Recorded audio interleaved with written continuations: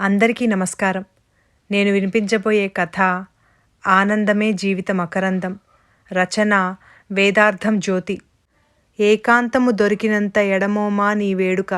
FM రేడియోలో మధుర గీతాల్లో వినిపిస్తున్న నాటి మేటి పాట మనసు పొరల్లో ఎక్కడో తీగలను సవరిస్తోంది. ఏకాంతం ఈ పదం అందమైనది, అపురూపమైనది.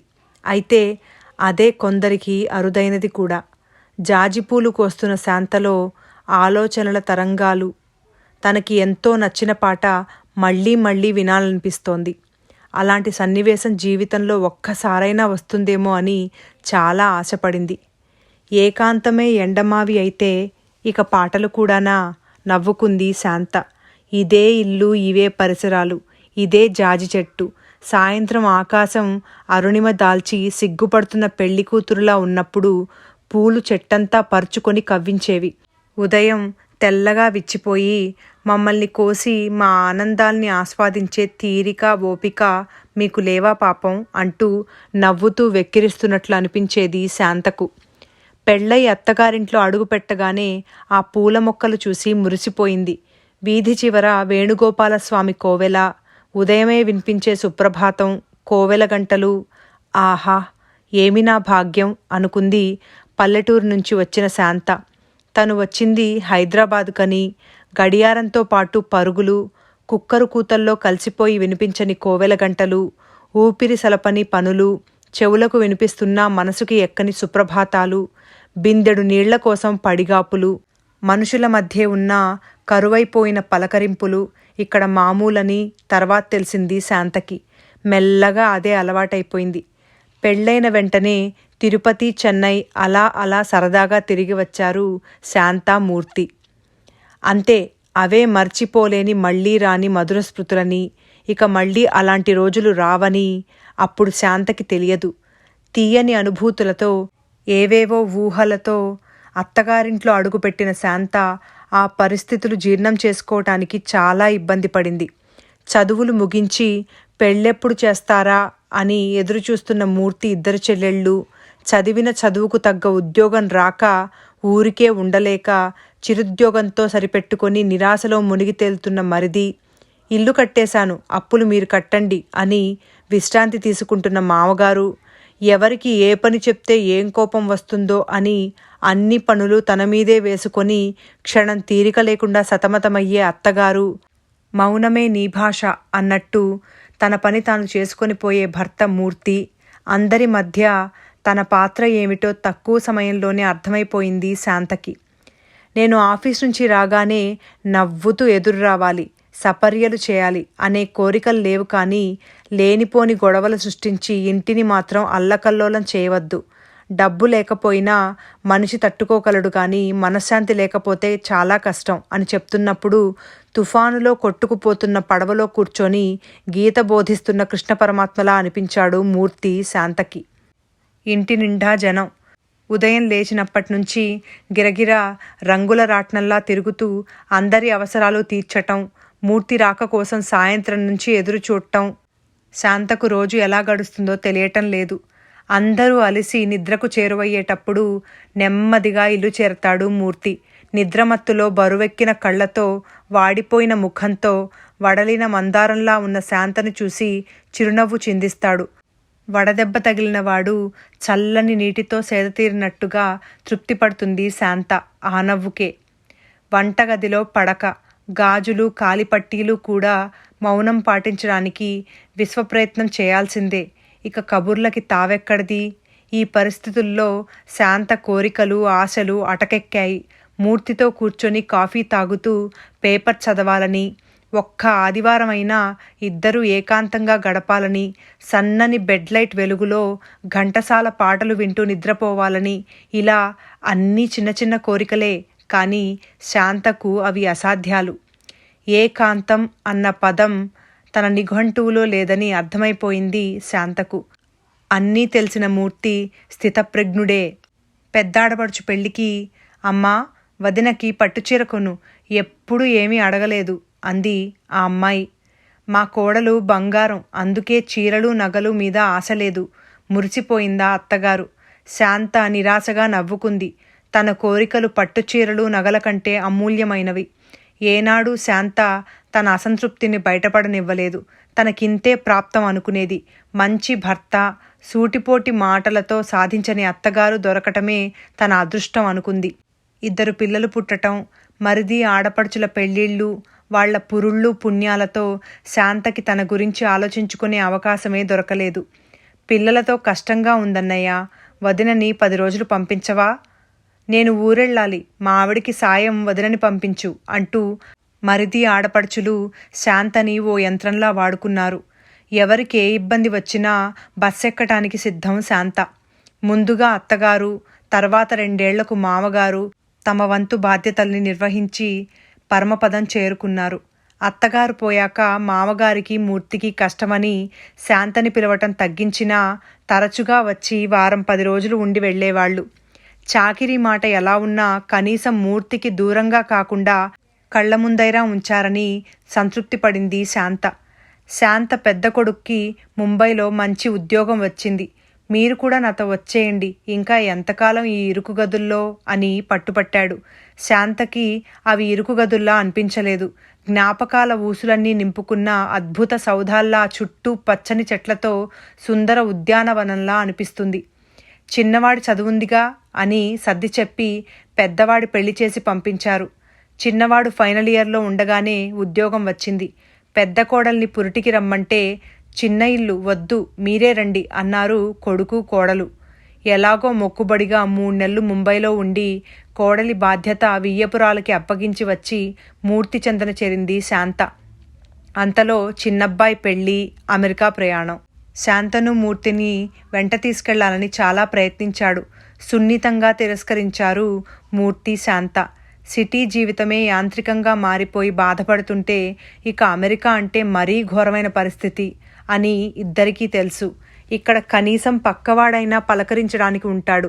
అక్కడ భరించరాని ఒంటరితనం మనిషిని వేధిస్తుంది. 1 కోటి రూపాయలిచ్చినా అక్కడికి వెళ్ళవద్దు. మన ఊరు, మన మనుషుల మధ్య ఉన్న ఆనందం ఆ విలాస జీవితంలో వెతికి చూసినా దొరకదు అని పక్కింటి కాంతమ్మ సలహా ఇచ్చింది శాంతకి. అందరూ వెళ్ళిపోయి బాధ్యతలు బరువులు తీరిపోయి ఒంటరిగా మిగిలారు శాంత, మూర్తి. జీవితపు 40వ మైలురాయి దగ్గర ఆగి ఇంత దూరం ఎలా నడిచాం, సాధించింది ఏమిటి, పోగొట్టుకున్నదేంటి అని వెనక్కి తిరిగి చూస్తే శాంతకి బంధాలనే చిక్కుముళ్ల మధ్య నలిగిపోయిన తమ యవ్వనం, వాడి వేడి తగ్గి ఉస్సూరంటూ అణిగిపోయిన కోరికలు, ఆకాశ కుసుమాల్లా అందక చెప్పుకోక మిగిలిపోయిన చిలిపి ఊసులు కనిపిస్తున్నాయి. అంట్లు తోమి అరిగిపోయి గరగరలాడుతున్న చేతులు, నీళ్లల్లో నాని పగుళ్లతో చీలిన పాదాలు, మేము వచ్చేస్తున్నాం అంటూ హెచ్చరిస్తున్న తెల్ల వెంట్రుకలు. మధ్యతరగతి ఇల్లాలికి ప్రతిరూపంలా ఉన్న శాంతని చూసి మూర్తి ఓసారి, శాంత, ఇప్పుడు మనకి సమస్యలేం లేవు కదా, ఒక్కసారి బ్యూటీ పార్లర్కి వెళ్ళి అందమైన అప్పటి శాంతలా మారిపోకూడదు అన్నాడు.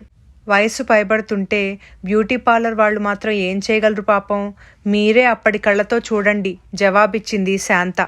ఇప్పుడు శాంతకి కావలసినంత తీరిక. తెల్లవారుజామున లేచి పూజ ముగించుకోవడం, పూలమాలలు కట్టి మూర్తి ఆఫీస్కి వెళ్ళగానే కోవెల్కి వెళ్ళటం, వేణుగోపాలస్వామి సన్నిధిలో కాసేపు సేద తీరటం, ఇంటికి వచ్చి ఏదో కాలక్షేపం చేస్తూ మూర్తి కోసం ఎదురు చూస్తూ పూలు కోస్తూ ఆ పూల మౌనరాగాల్ని ప్రశాంతంగా ఆలకించటం. శాంతకు ఇంతకంటే ఆనందం ఏదీ లేదేమో అనిపిస్తోంది. దేవిగారు, భక్తుణ్ణి కాస్త కరుణిస్తారా? మూర్తి పిలుపుతో ఉలిక్కిపడింది శాంత. ఎదురుగా మూర్తి. ఏవో ఆలోచనలు. సిగ్గుపడింది శాంత. నీవు సిగ్గుపడుతుంటే మంచులో తడిసిన ముద్ద మందారంలా ఉన్నావోయ్ చమత్కరించాడు మూర్తి. ముసలి మందారమా, ముద్ద మందారమా? నవ్వుతూ అడిగింది శాంత.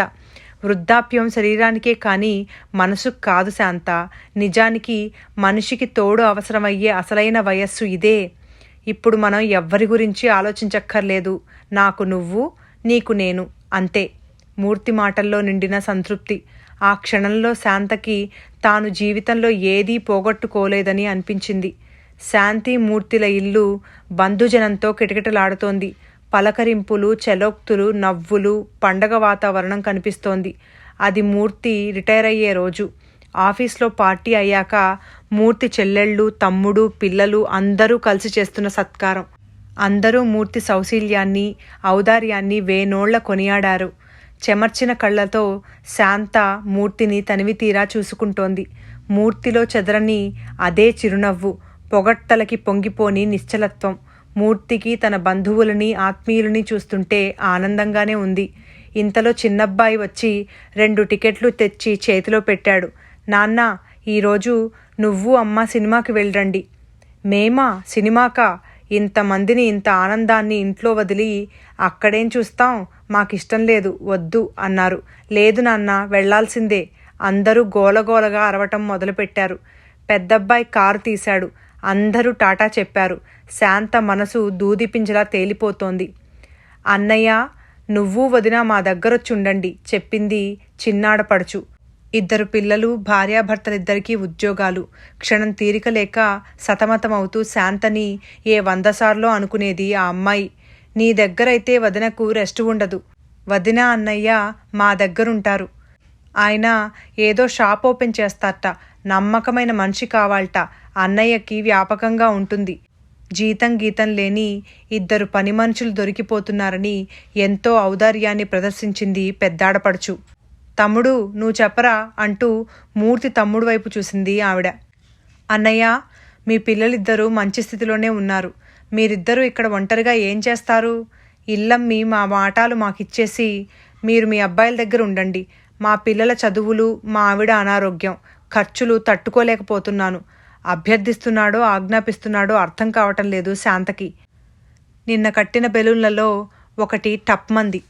నిన్నటి వరకు ఈ ఇంట్లో జరిగిన శుభకార్యాలకి అన్నయ్య డబ్బెలా చేస్తున్నావు, నేనివ్వనా అని ఒక్క మాట కూడా అడగని మరిది ఇప్పుడు వాటాల గురించి మాట్లాడటం ఊహించలేకపోతోంది శాంత. నిన్న అనుభవించిన ఆనందానికి కొసమెరుపు ఇంత అందంగా ఉంటుందా ఆలోచిస్తున్నాడు మూర్తి. మూల విగ్రహాల్లా నిలబడిపోయిన అమ్మా నాన్నల్ని చూస్తూ లేచి నిలబడి మాట్లాడటం మొదలుపెట్టాడు చిన్న కొడుకు. వాటాల గురించి అడిగేటప్పుడు అప్పుల గురించి ఆలోచించవా బాబాయ్ అని మిమ్మల్ని మేము అడగటం లేదు. ఇప్పటి వరకు తమ జీవితాన్ని మన సంతోషం కోసం హారతి కర్పూరం చేశారు అమ్మా నాన్న. వాళ్ల భవిష్యత్ ఏమిటా అని వాళ్ళు ఏనాడూ ఆలోచించలేదు. మన కోసం వాళ్ళు ఎన్ని త్యాగాలు చేశారో, వాళ్ళేం పోగొట్టుకున్నారో మనకి అంతా తెరిచిన పుస్తకమే. ఇక చాలు, మీ పంచనో మా దగ్గరో చేరి మన దయాదాక్షిణ్యాల మీద ఆధారపడే అవసరం వాళ్లకి రాకూడదు. ఇల్లమ్మే ప్రసక్తే లేదు. మీరు కాదు కూడదంటే ఇప్పుడున్న ధర ప్రకారం లెక్క కట్టి మీ 3 వాటాలు నేను అన్నయ్య ఇచ్చేస్తాం. 2 నెలలు ఆగండి.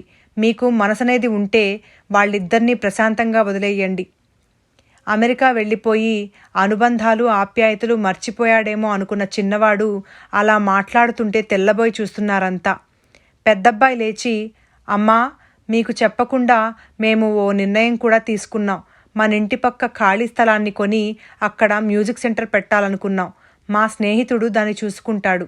మీ అనుమతి లేకుండా చేస్తున్న పని ఇది. అది నాన్నగారి పేరు మీదే ఉంటుంది. మీరు ఎవ్వరి మీద ఆధారపడక్కర్లేదు. ఎప్పుడు మీకు మా దగ్గరకు రావాలనిపిస్తే అప్పుడు రండి. మేం మాత్రం వస్తూనే ఉంటాం అన్నాడు. ఎంతో ఎత్తు ఎదిగిపోయిన 2 పిల్లల్ని చూసి ఆనందంతో ఉక్కిరిబిక్కిరి అవుతున్నారు శాంతామూర్తి. కోవెల గంటలు మధురంగా వినిపిస్తున్నాయి. ఆనందమే జీవిత మకరందం. దూరంగా మైకులో ఘంటసాల పాట. ఇంతటితో ఈ కథ సమాప్తమండి. ధన్యవాదాలు.